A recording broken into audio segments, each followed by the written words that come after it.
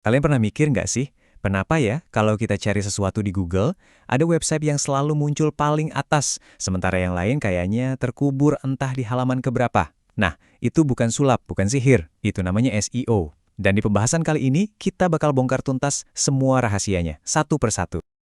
Tapi tunggu dulu. Sebelum kita bahas lebih jauh, gue punya peringatan karir nih, yang bisa jadi benar-benar mengubah masa depan kalian. Serius, ini penting. Jadi dengerin baik-baik ya, apalagi buat kalian yang lagi cari-cari peluang di dunia digital. Jeng jeng, coba deh lihat angka ini. Gaji awal seorang spesialis SEO di Jakarta itu bisa mulai dari 6 sampai 8 juta. Dan ingat ya, ini tuh baru level junior loh. Kalau udah jadi senior, wah siap-siap aja lihat 2 digit di rekening. Ini mah bukan sekedar kerja, ini beneran kayak nambang emas digital. Terus gimana caranya biar kita bisa ikutan nambang? Nah, kuncinya cuma satu. Kita harus paham kalau peringkat satu di Google itu bukan untung-untungan. Itu adalah skill. Sebuah skill yang bisa dipelajari dan harganya mahal banget di pasaran. Yuk kita mulai kupas tuntas sekarang juga. Oke, biar gampang ngebayanginnya ya. Punya website di halaman satu Google itu ibaratnya kayak kamu punya ruko di jalan paling ramai di kota kamu. Pengunjungnya alias trafficnya datang terus-terusan nggak ada berhentinya. Bedanya apa? Kalau ruko beneran sewanya bisa miliaran, ruko di Google ini bisa kamu dapetin gratis, cuma modal skill doang. Pertanyaannya sekarang, gimana caranya Google milih siapa aja yang berhak dapat ruko gratis ini? Gini deh, coba bayangin Google itu kayak seorang pustakawan paling pinter dan paling perfeksionis sedunia.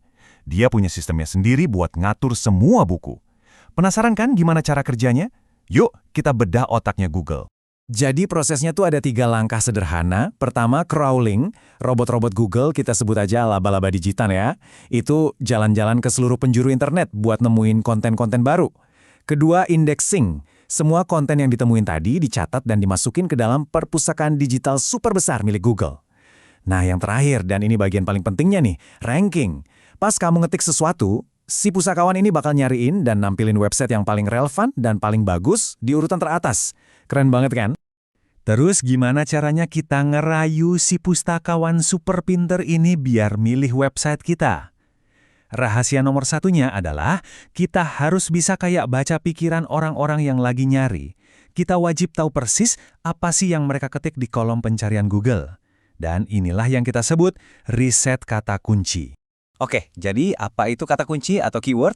Gampangnya gini, keyword itu ya kata atau kalimat yang orang-orang ketik di Google. Contohnya resep seblak pedas. Kelihatannya sepele banget ya, tapi jangan salah, disinilah letak semua strategi permainannya. Nah, keyword itu ada 2 jenis utama. Pertama, yang namanya short tail. Ini yang umum banget, contohnya sepatu. Yang nyari emang jutaan orang, tapi sainganmu itu para raksasa. Marketplace besar, brand-brand terkenal. Susah banget menangnya.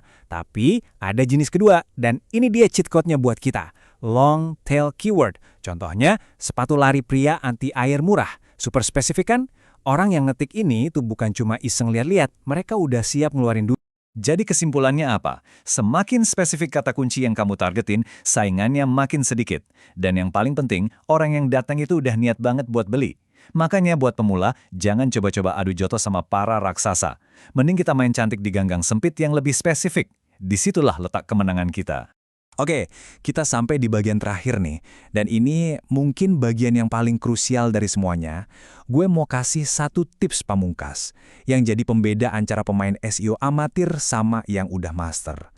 Ini adalah sebuah filosofi yang bakal ngubah cara kalian ngelihat SEO selamanya. Ini dia kuncinya, dengerin baik-baik ya. Lupakan semua cara-cara kuno yang cuma fokus ngulang-ngulang kata kunci sampai artikelnya jadi aneh buat dibaca. Google itu sekarang udah jauh lebih pinter guys. Fokusnya cuma satu, bikin konten yang bagus untuk manusia. Bikin tulisan yang beneran ngebantu, yang enak dibaca, yang informatif. Kalau manusia suka sama kontenmu, Google juga pasti akan suka. Sesimpel itu. Jadi, aku mau ninggalin satu pertanyaan buat kalian renungkan. Setiap kali kalian bikin konten, apapun itu, coba tanya ke diri sendiri. Ini dibuat buat siapa sih? Buat nyogok robot Google? Atau buat beneran ngebantu dan ngasih solusi ke sesama manusia? Jawabannya ada di tangan kalian. Coba deh pikirin. Sampai ketemu di bahasan berikutnya ya.